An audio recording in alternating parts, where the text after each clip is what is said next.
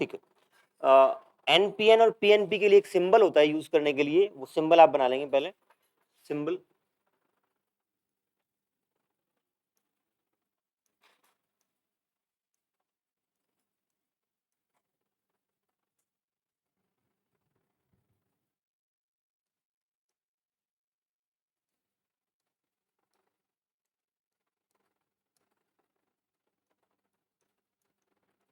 NPN का या PNP का, दोनों ही केस में पहले आप एक सर्कल बनाते हैं ऐसे, यहाँ पे एक लाइन ऐसे ड्रॉ करते हैं,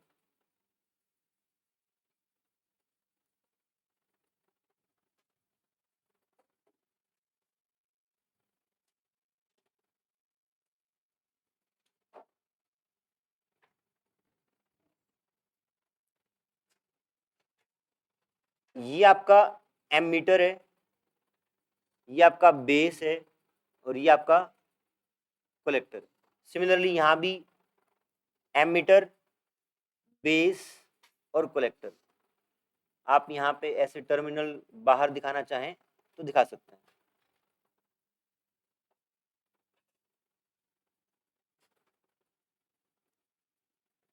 ठीक है, अगर ये एनपीएन है तो यहाँ पे मतलब एक साइड आपका एन रहेगा, ये वाला आपका एन रहेगा, ये आपका पी रहेगा, और यहाँ पे भी आपका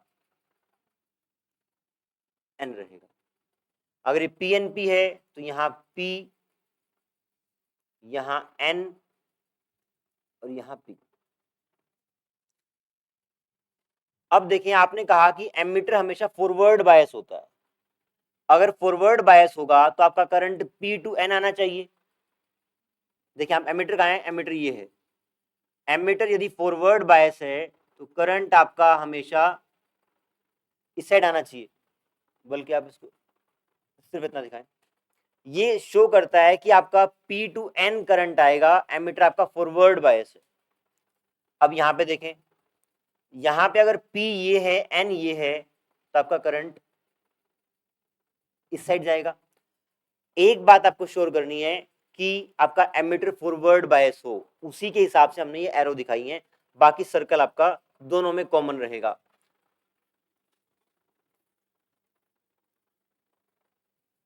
ये देखें आप, इसमें अगर ये एनपीएन है, एन पी एन, ये आपका एमीटर है, ये बेस है, और ये कलेक्टर है। इन्हीं को दिखाने का बस तरीका है। ये साइड एन दिखाया गया है एमीटर वाला, ये बीच में पी दिखाया गया है, और उस साइड आपका दोबारा से एन एन पी एन और ई बी सी ऐसे करके दिखाया गया है। आपको ई और बी ये वाला एमीटर जो है फॉरवर्ड बायस करना है, हमेशा फॉरवर्ड बायस करना है, तो आपका पी टू एन करंट आएगा, वही दिखाया गया है, पी टू एन करंट आएगा। यहाँ पे इसका उल्टा हो जाएगा। अगर पी एन पी है, एमीटर आपका यहाँ पे ये है, इसको फॉरवर्ड बायस करना है, तो आपको P to N current flow कराना है, तो आपका ऐसे रहेगा। तो इस हिसाब से ये एरो आपकी आई है। डन।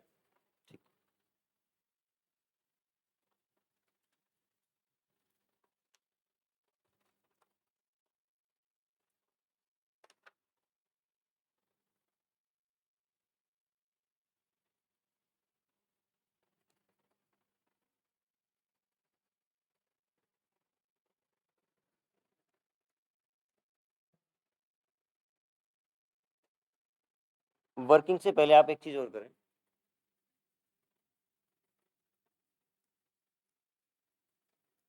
आपने ट्रांजिस्टर में दो टाइप तो पढ़े, N P N, P N P, लेकिन इसके बाद एक और इनकी कॉन्फ़िगरेशन के हिसाब से भी इनका क्लासिफिकेशन होता है। कहने का मतलब कॉमन एमीटर या कॉमन बेस, बताऊंगा अभी क्या मतलब इसका। अगर मान लो ये आपका एन पी एन है, ये भी आपका एन पी N है। कॉमन एमिटर का मतलब है जो आपने टर्मिनल्स छोड़े हैं यहाँ पे, तो उसमें एमिटर कॉमन रहेगा। कहने का मतलब एक बैटरी यहां ऐसे जुड़ेगी, एमिटर ये वाला है ना, ये कॉमन रहना है, तो यहीं से एक वायर आप और निकाल के, और ये आपका रिवर्स बायस रहना है। देखो ध्यान से क्या किया है, अगर आपका एमिटर कॉमन है तो आपकी एमिटर से दो तार निकलेंगी, एक जाएगी बेस पे, एक जाएगी कलेक्टर पे। तो ये आपका कॉमन एमिटर कॉन्फ़िगरेशन है एनपीएन ट्रांजिस्टर का। कैसे बैटरीज आप अटैच करेंगे, और बहुत ध्यान से देखें, यहां मैंने जो एमिटर है, एमिटर को फॉरवर्ड बायस किया है। कैसे? पॉजिटिव टर्मिनल से पी को ज्वाइन किया है, ठीक है। वहां देखिए आप, कोलेक्टर को जो उसका एन टाइप है उसको पॉजिटिव टर्मिनल से जोड़ा है, रिवर्स बायस किया है। तो वो वाली चीज आप हमेशा फॉलो करेंगे, क्या? EFCR, emitter forward bias, collector reverse bias, ये हो गया। यहां देखिए आप, अगर कॉमन बेस है तो आप बेस से कनेक्ट करेंगे, बट ये ध्यान रखना है वही आपका एमीटर जो है फॉरवर्ड बायस होना चाहिए, और ये रिवर्स बायस होगा तो वहां पॉजिटिव टर्मिनल होगा। ये कॉमन बेस है और ये आपका कॉमन एमीटर है। ऐसी ही दोनों कॉन्फ़िगरेशन इसमें भी होंगी, कॉमन एमीटर और कॉमन बेस। यही सिंबल इनके लिए फ्रिक्वेंटली यूज भी होते हैं, VCE और CB, common base common ammeter. आप बना लें डायग्राम इसके लिए भी, खुद बनाएं इसको, PNP बनाएं और फिर कॉन्फ़िगरेशन कैसी होगी बना के देखें एक बार। PNP के लिए कॉमन एमीटर कॉमन बेस दोनों का डायग्राम बनाएं।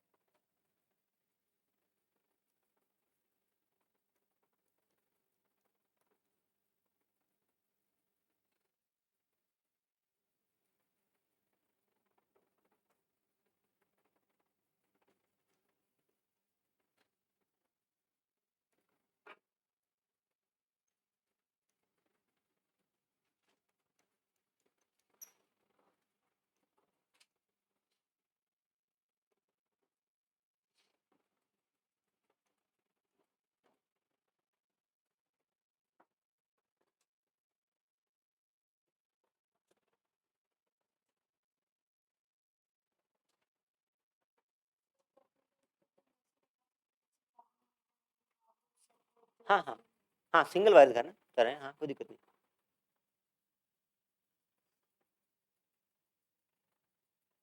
ये आपके ट्रांजिस्टर की कॉन्फ़िगरेशंस हैं, कैसे आप यूज करते हैं। और जो मोस्ट कॉमन ट्रांजिस्टर यूज होता है वो आपका है ये NPN, कॉमन एमिटर कॉन्फ़िगरेशन। ये आपका मोस्ट कॉमन है जो फ्रिक्वेंटली यूज होता है, ठीक है। कब कंप्लीट होगा? थोड़ा स्लो हो गए हम, है ना, क्योंकि ऐसा रिस्पॉन्स आ रहा है बच्चों का कि, तो मुझे लग रहा है कि सैटरडे तक तो मुश्किल होगा थोड़ा, एक आध लेक्चर और हो सकता है उसके अलावा। चले आगे, हाँ जी, ट्राई करेंगे मतलब as early as possible. Working of transistor,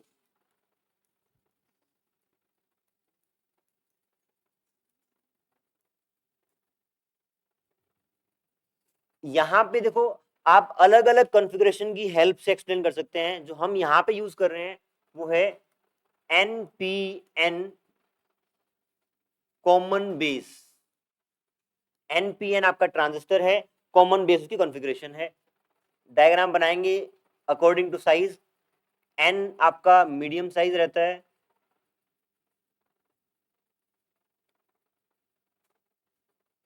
collector आपका बड़ा रहता है। NPN आपके साथ साथ डायग्राम बनाते रहे बेशक। ये आपका फॉरवर्ड बायस बनेगा,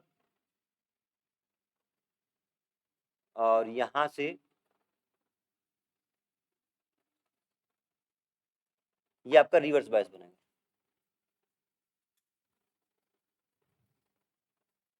इसको जब आपका कॉमन एमीटर है तो इसको बोल देंगे वी बी बी, और इसको बोल देंगे वी सी सी।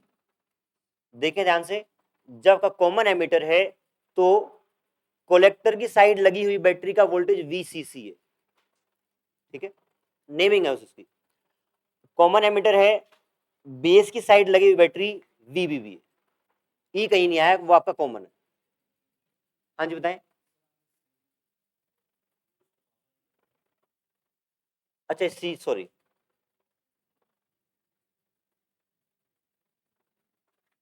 यहाँ पे कॉमन एमीटर है। अरे गलत करवा रहे हो यार, ये कॉमन है, कॉमन बेस ही है। इसको डायग्राम को दोबारा बनाते हैं।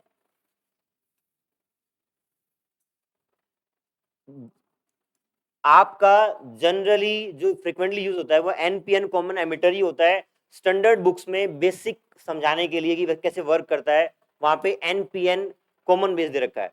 इसके बाद से सारे टॉपिक्स में एनपीएन कॉमन एमिटर ही आएगा आपका, ठीक है। हाँ जी। ट्रांजिस्टर होता क्या है? ट्रांजिस्टर एक सेमीकंडक्टर डिवाइस है, पहली बात। इसमें आप दो, एक पहले हमने यूज किया पी और एन, और अभी पी एन पी या एनपीएन यूज कर रहे हैं। 3 लेयर्स ऑफ मटेरियल है। उसका मेन फंक्शनिंग है to control the flow of current. उसको हम, जैसे फॉर एग्जांपल आपका यही इंस्ट्रूमेंट डिवाइस है, इस डिवाइस में आपको करंट एक वैल्यू का चाहिए, एक पर्टिकुलर वैल्यू का करंट चाहिए, तो इसके अंदर कहीं ट्रांजिस्टर लगा होगा जो करंट के फ्लो को चेंज कर सकता है। एग्जांपल आपको देता हूँ, एम्पलीफायर जो है आपका, एम्पलीफायर, एम्पलीफायर माने आपका स्पीकर। आप जो बोलते हैं आपको लाउड सुनता है ना। तो आपने इनपुट कम दिया है और आउटपुट ज्यादा आ रहा है, तो करंट को रेगुलेट कर रहा है, उसके कारण से आउटपुट आपका ज्यादा आ रहा है। ट्रांजिस्टर का उसमें यूज है। ट्रांजिस्टर का यूज स्विच में होता है। स्विच का मतलब होता है ऑन और ऑफ। कोई भी चीज ऑन ऑफ होती है तो वहां पे करंट का रेगुलेशन है ना। करंट एक बार ऑफ मतलब कि फ्लो करेगा तो ऑन होगा, अगर नहीं करेगा तो ऑन होगा। ग्रेजुअली ओवर टाइम समझ में आएगा, पहले आप वर्किंग पे तो आएंगे, आएगा समझ में। एनपीएन है, कॉमन बेस आपको बनाना है यहाँ पे।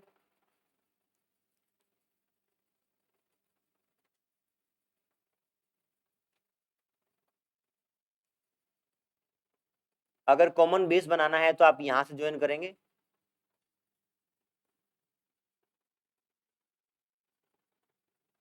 एन पी एन, ये वाला सेल आपका ऐसे अटैच होगा, और यहाँ पे उस साइड एन है तो पॉजिटिव टर्मिनल किस साइड होगा? उस साइड ही होगा, ठीक है। डोपिंग की अगर बात करें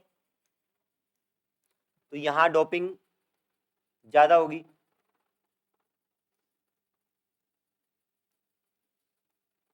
डायग्राम साथ के साथ बनाते रहे आप।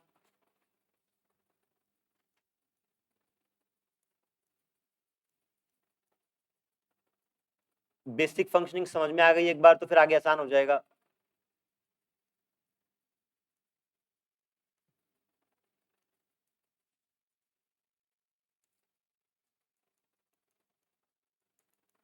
यहाँ डोपिंग ज्यादा है,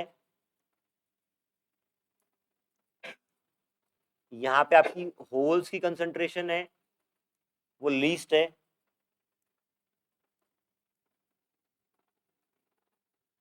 यहाँ आपकी मॉडरेट डोपिंग है।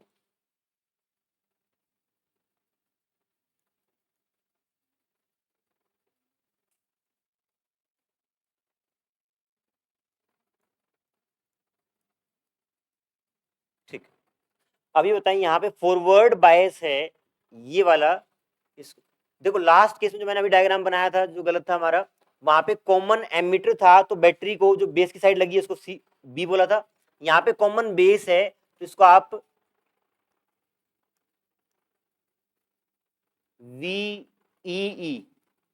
जब बेस कॉमन है तो एमीटर की तरफ लगी हुई बैटरी वी ई, और इसकी तरफ लगी हुई वी सी सी कहलाती है। अगर ये फॉरवर्ड बायस है तो आप बताएं डिप्लीशन रीजन पे क्या फर्क पड़ेगा।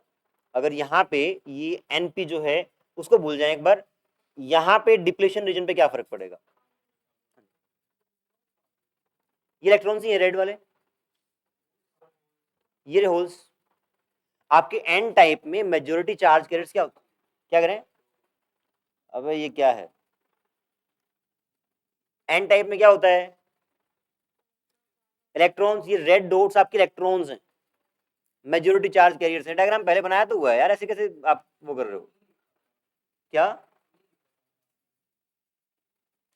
चलो ठीक है, अब देख लें आप, यहाँ पे ये माइनॉरिटी चार्ज कैरियर्स बना दिए आपके,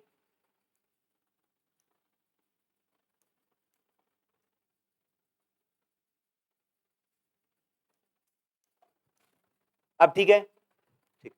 अब सिंपली आप मुझे ये बताएं, इसको भूल जाएं एक बार, यहाँ पे ये फॉरवर्ड बायस है, फॉरवर्ड बायस है तो डिप्लीशन रीजन पे क्या फर्क पड़ेगा? जब मैं बैटरी का वोल्टेज बढ़ाऊंगा तो कम होगा, ठीक है। जब तक वो पोटेंशियल बैरियर ब्रेक नहीं हुआ तब तक करंट नहीं चलेगा, ठीक है। हम मान लेते हैं कि ये वाला वोल्टेज सफिशिएंट हो गया है और वो पोटेंशियल बैरियर ब्रेक हो गया है, ठीक। एक मिनट में ट्राई कर लेता हूँ इसको, कैसे दोबारा कॉपी कर सकते हैं क्या?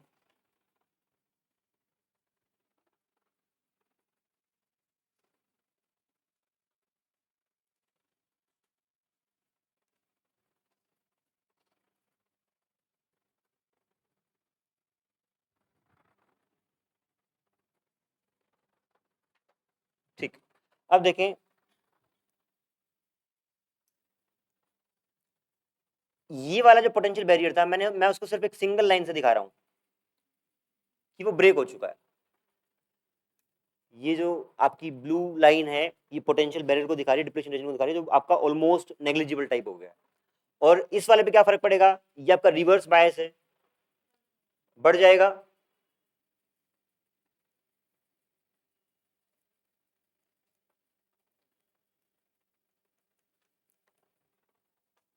डिप्लीशन रीजन है आपके, ये फॉरवर्ड बायस के कारण घट गया है, वो रिवर्स बायस के कारण बढ़ गया है, ठीक है। एक बात तो तय हो गई, जब तक ये वाला पोटेंशियल बैरियर ब्रेक नहीं होगा तब तक करंट चालू नहीं होगा, है ना। एक सफिशिएंट अमाउंट के बाद ये करंट चालू होगा। अब यहाँ पे जब करंट चालू होगा तो इलेक्ट्रिक फील्ड किस साइड बनेगा?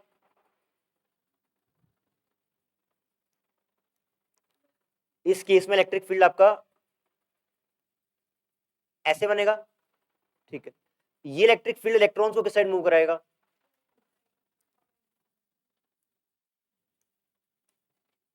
इलेक्ट्रॉन्स आपके इस साइड मूव करेंगे, यहां से इलेक्ट्रॉन्स इस साइड आएंगे, उसके बाद जो ये वाला बैरियर है ये इलेक्ट्रॉन्स के मूवमेंट को फैसिलिटेट करेगा या अपोज करेगा? ये वाला आप मुझे बताएं, ये वाला जो रीजन है उसका इलेक्ट्रिक फील्ड किस साइड बनेगा? एक मिनट रुके, आप इसको ना थोड़ा सा छोटा कर लें। ये वाले रीजन पे इलेक्ट्रिक फील्ड आपका ऐसे बनेगा, इस वाले रीजन पे इलेक्ट्रिक फील्ड इस साइड ही बनेगा क्या? सोच लें आराम से, इस साइड।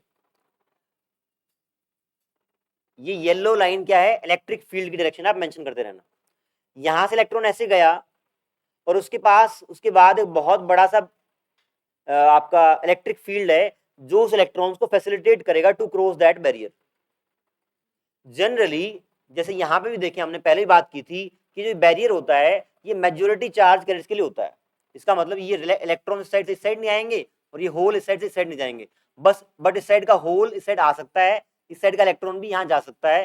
तो जो इलेक्ट्रॉन यहां से आए हैं वो आगे पास ऑन हो जाएंगे, मोस्ट ऑफ द इलेक्ट्रॉन्स। कुछ इलेक्ट्रॉन्स यहां पर रिकंबाइन करेंगे, तो आप ये माने कि यहां जो करंट बना है उसका बोलेंगे आईसी। ये जो करंट बनेगा,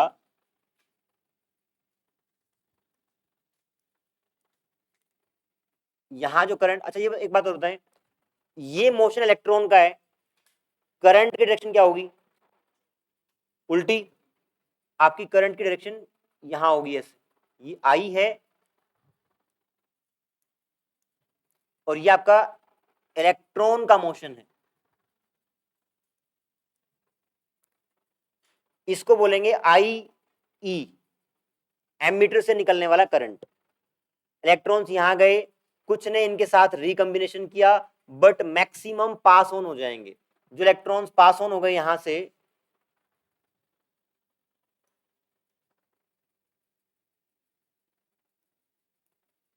उनके कारण करंट कैसे बनेगा, ऐसे। तो ये करंट आपका ऐसे बना, यहां मैंने इसको लिख दिया IC। बताएं ठीक लिखा है क्या? दोबारा रिपीट कर रहा हूं एक बार। आपने बैटरी यहां पे क्या लगाई, फॉरवर्ड बायस किया, पोटेंशियल बैरियर ब्रेक हो गया, इलेक्ट्रॉन्स मूव किए, इन इलेक्ट्रॉन्स के कारण इलेक्ट्रिक करंट ऐसे बनेगा। अब इलेक्ट्रॉन्स यहाँ पे आए, उनमें से कुछ पार्ट यहाँ पे रिकम्बाइन हो जाएंगे, but most of the electrons will pass through this barrier because it will facilitate to cross, है ना, वो क्रॉस हो जाएंगे। यहाँ इलेक्ट्रॉन आ जाएंगे, इस पार्ट में इलेक्ट्रॉन आ गए, तो उसके कारण करंट ऐसे बनेगा, उसका नाम दे दिया IC, क्योंकि कलेक्टर के अंदर वाला करंट है, ये आपका एमिटर के वाला करंट है। यहां जो बचे इलेक्ट्रॉन वो इस साइड निकल आएंगे, जो यहाँ पे आगे नहीं पास हो पाए इलेक्ट्रॉन, वो यहां से पास होंगे, तो उन इलेक्ट्रॉन्स का मोशन आप दिखा दें। इलेक्ट्रॉन का मोशन एक ये है नीचे, और इसके करस्पॉन्डिंग जो करंट होगा ये आपका IB होगा। इसको आप I कैपिटल ही कर लें, आराम से देख लें, इसको बना लें, मैं लिखवाऊंगा पहले। फायदा आएगा, एक बार तुम पहले वर्किंग पे तो आओ, आएगा फायदा।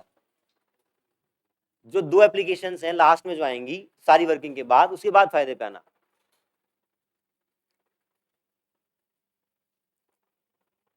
सारे डायग्राम को आप लेबल करके बना लें कि ये इलेक्ट्रिक फील्ड है, इलेक्ट्रॉन्स है। हाँ बेटा, IB कैसे आया, यहां से इलेक्ट्रॉन्स गए, ये IE बना, ठीक है। मोस्ट ऑफ द इलेक्ट्रॉन्स यहां चले गए, लेकिन कुछ इलेक्ट्रॉन्स इन होल्स के साथ रिकंबाइन करेंगे, जो आगे नहीं जा पाएंगे, फर्दर वो दोबारा से ब्रेक होंगे, तो इलेक्ट्रॉन इस साइड पास होंगे, ठीक है। इलेक्ट्रॉन इस साइड पास हुए, तो उसके कारण ये करंट IB बना। क्या ये आपका ब्लू जो पार्ट है, ये डिप्लीशन रीजन है। डिप्लीशन रीजन आपका बड़ा हो जाएगा ना, रिवर्स बायस है वहां पे। आराम से बना लें इसको, सब चीज को लेबल कर लें क्या क्या है ये आपका इलेक्ट्रिक फील्ड है, मैं कर देता हूं थोड़ा बहुत इसमें। येलो जो है ये इलेक्ट्रिक फील्ड है।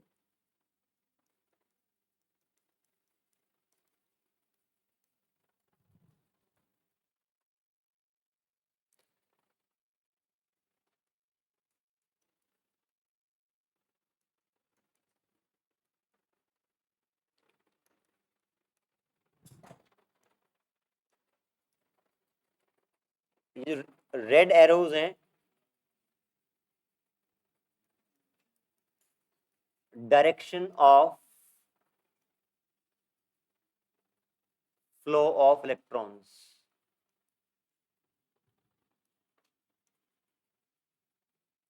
और ये व्हाइट एरो जो है ये आपका करंट की डायरेक्शन है।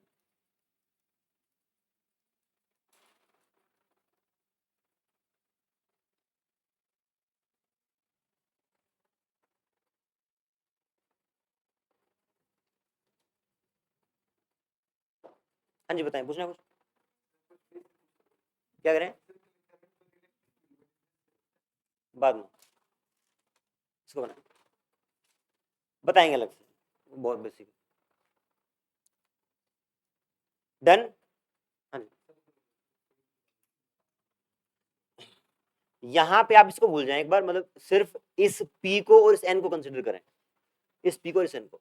यहाँ पे आप देखें बैटरी फॉरवर्ड रिवर्स बायस है, बैटरी हमेशा इलेक्ट्रिक फील्ड ऐसे बनाती है, इसका इनबिल्ट इलेक्ट्रिक फील्ड भी ऐसे ही रहेगा। आप बेसिक PN जंक्शन पे आ जाएं,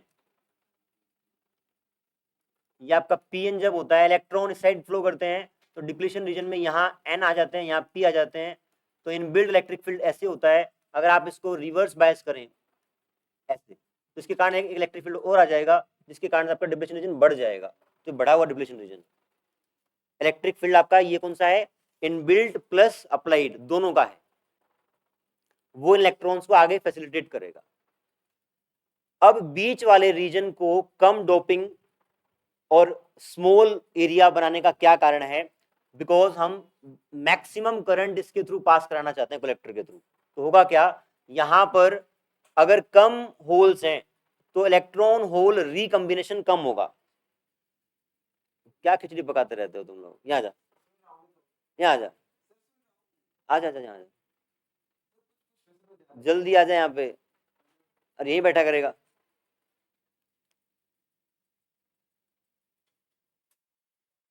इतना पका पका ही तो यार।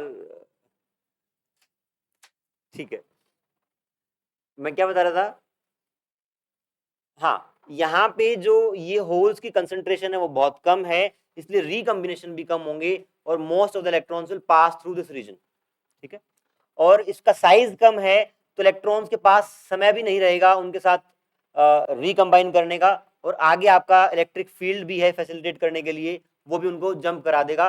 तो मैक्सिमम इलेक्ट्रॉन जो यहाँ से आए थे वो इसमें पास हो जाएंगे। जब आप I E equal to I B plus I C करेंगे, यहाँ पे जंक्शन रूल लगाएंगे, ये करंट आ रहा है आई सी, ये आई बी, दोनों मिलके आई ई बनेगा, फिर फर्दर डिस्ट्रीब्यूट होगा तो सर्किट घूमता रहेगा, पूरा करंट घूमता रहेगा। इस केस में आपको ध्यान रखना है, अगर आई ई की वैल्यू है 100, एमीटर करंट की वैल्यू 100 है, तो बेस करंट की वैल्यू लगभग 5 और इसकी 95 रहती है प्रैक्टिकली। ये फिक्स नहीं है, बट आपको एक आइडिया देने के लिए मैंने बताया कि सारे इलेक्ट्रॉन्स, मैक्सिमम इलेक्ट्रॉन्स पास हो जाएंगे। तो 100 इलेक्ट्रॉन यदि आए तो 95 पास हो गए और 5 इस साइड आएंगे। ये रफ आइडिया है, ये आपको ध्यान भी रखना है कि हर बार ये ऐसे ही होने वाला है। लिख लें अब आप,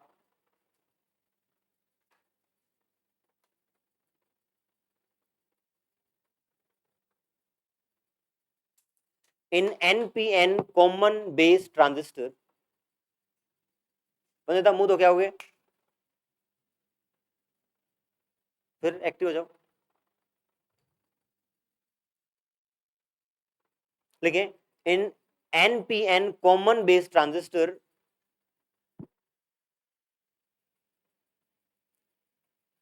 emitter is forward biased, emitter is forward bias,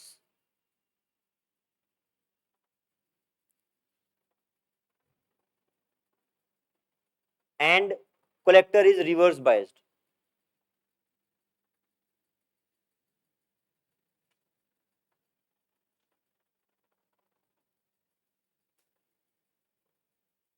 Full stop. Appropriate forward biasing, appropriate forward biasing of emitter,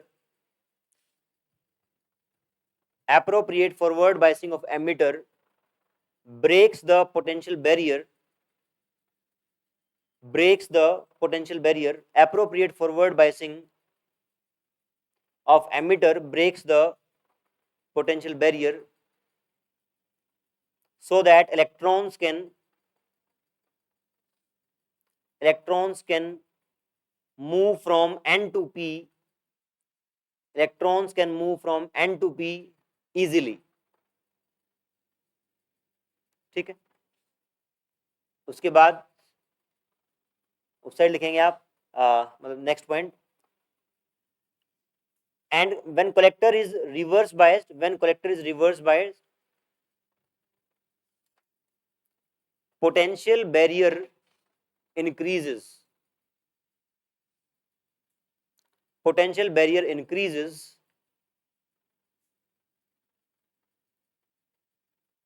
and electric field produced, electric field produced is oriented from, is oriented from N to P,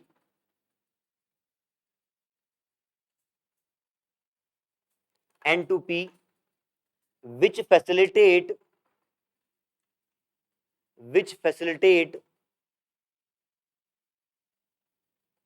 the electrons of base region, electrons of base region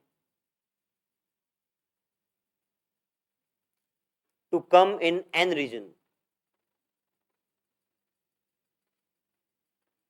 to come in N region. Next point, in this way, most of the electrons of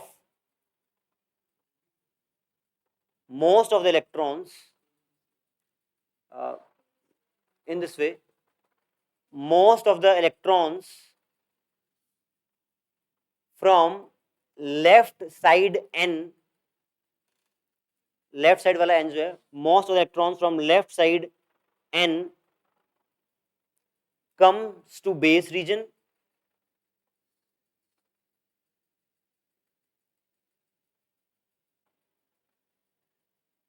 and further comes to collector region and further comes to collector regions, comma, in this process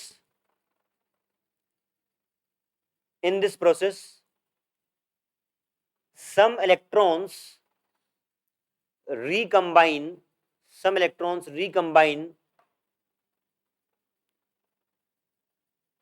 with holes present in base region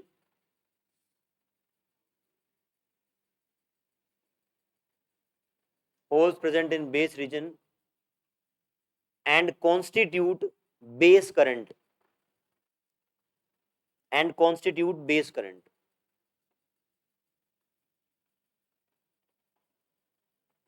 by applying junction rule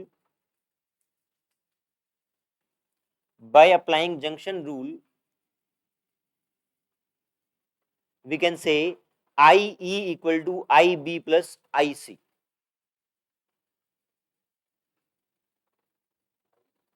IE equal to IB plus IC. ठीक है, हाँ बताएं।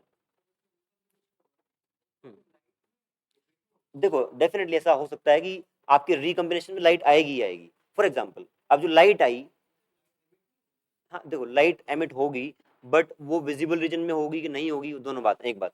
दूसरी बात, अगर जो light emit हुई उससे फोटोन जो बना वो फर्दर फिर से एक इलेक्ट्रॉन होल पेयर को तोड़ भी सकता है, गेटिंग? तो उस तरीके से वो प्रोसेस चलता रहेगा। बता रहे सीक्वेंस में कोई दिक्कत है क्या? कौन समझाएगा मुझे? क्योंकि बहुत बेसिक है इसलिए टाइम दे रहा हूं उस पर। आयुष बताओगे? साहिल आप ट्राई करोगे? हाँ पढ़ लो एक बार, सारे सब लोग एक बार रिवाइज कर लें इसमें क्या बताया गया है और फिर उस पूरे मैकेनिज्म को एक्सप्लेन करें।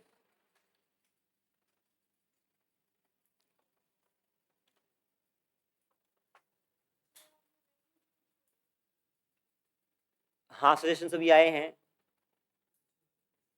हाँ तो फिर अगली बात बताइए तुम्हें, अगली बात पूरी करो पहले। कलेक्शन तो इकट्ठा करो तभी तो बात बनेगी, प्लानिंग होगी। अगर नहीं चलेंगे तो वापस हो जाएगा आपका रिबन, डोंट वरी।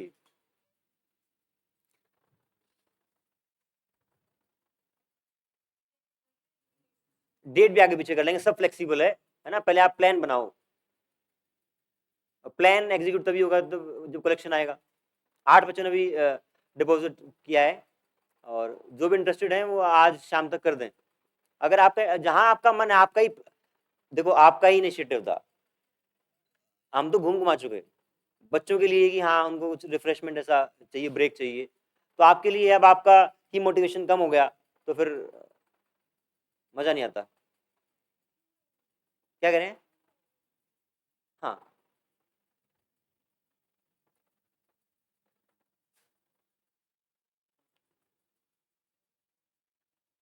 बताएंगे, साहिल करेंगे ट्राई, बताओ शाबाश, सुनेंगे सब ध्यान से।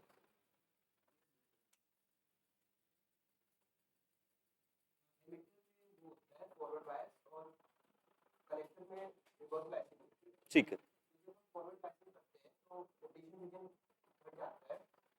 0।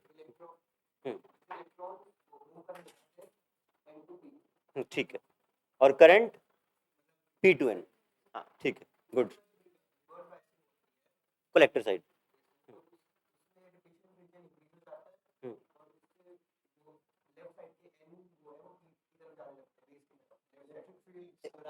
एक मिनट, आपको बताएंगे, आपको वो बहुत बेसिक चीजें आपको अलग से बता दूंगा, अभी समझ में नहीं आएगा, बताएं।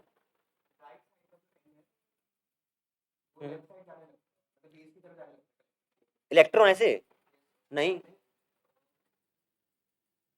आप देखें आराम से, मैं बताता हूं दोबारा। देखो भाई, आपका एमीटर है, फॉरवर्ड बायस है, सुनेंगे ध्यान से। आपका डिप्लीशन रीजन 0 हो गया, इलेक्ट्रिक फील्ड ऐसे है, इलेक्ट्रिक फील्ड ऐसे है तो इलेक्ट्रॉन्स को ऐसे मूव करेगा, इलेक्ट्रॉन ऐसे मूव करेंगे तो करंट आपका ऐसे बनेगा, इतनी बात क्लियर है। अभी जो इलेक्ट्रॉन्स यहां से यहां पे आए, ये इलेक्ट्रॉन्स के पास दो ऑप्शंस हैं, या तो इन होल्स के साथ रिकंबाइन करके करें, या फिर आगे बढ़ जाएं। अब आगे बढ़ने के लिए जो आपका ये ब्लू रीजन है, ये इसको हेल्प करता है। कैसे? क्योंकि इस केस में इलेक्ट्रिक फील्ड ऐसे है, और जो इलेक्ट्रॉन यहाँ पे आए, उन इलेक्ट्रॉन्स को वो इलेक्ट्रिक फील्ड ऐसे है तो ऐसे धक्का मारेगा, तो वो इलेक्ट्रॉन्स आगे बढ़ जाएंगे, तो इसके कारण से वो इलेक्ट्रॉन आगे पहुंच गए। और यहाँ पे डोपिंग बहुत कम है, हमने लिखा था कि doping in base is very less.